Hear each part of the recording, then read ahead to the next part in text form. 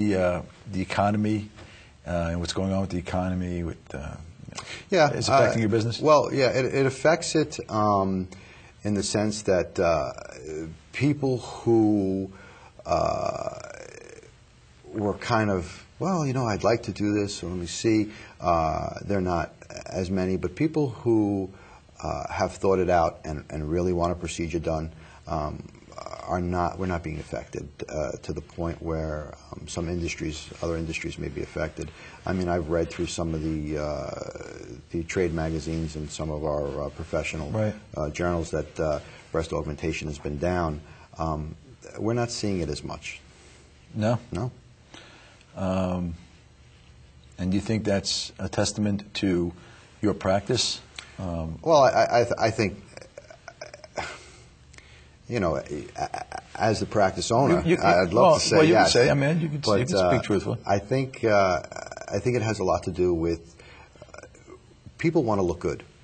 They and they're always going to want to look right. You know, I mean, you've heard the story of people who are so far in debt and they drive, an $800 a month lease. You know, right, so people want to look good, and I think they'll always want to look good.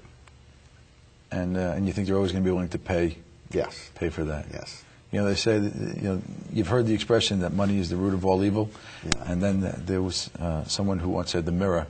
That the first time somebody looked down into the water and saw his reflection and then turned and looked to the person next to him and realized that that person looks different than me. Right. You know, that's where it all began. Mm-hmm. Why does my nose look like this and not like that? Right. And it's very interesting. It has gone. I mean, you don't know where it's going to go because the magazine. Look at what's going on with the paparazzi, and this one's caught in topless, and this one's in her bikini over here. You just look. That's celebrities, and people worship the lives of celebrities, and now the children of the celebrities. You can't get away from that now, and they always want to look like them and be like them and live vicariously through. The most important thing. And we're dealing with a patient, or in any business that you do, is communicating with your client. You have to communicate. If you don't communicate, and you need to impart the knowledge.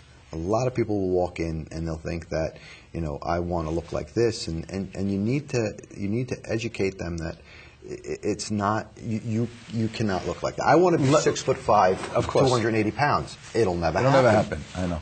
And it's interesting because again, tying our businesses together.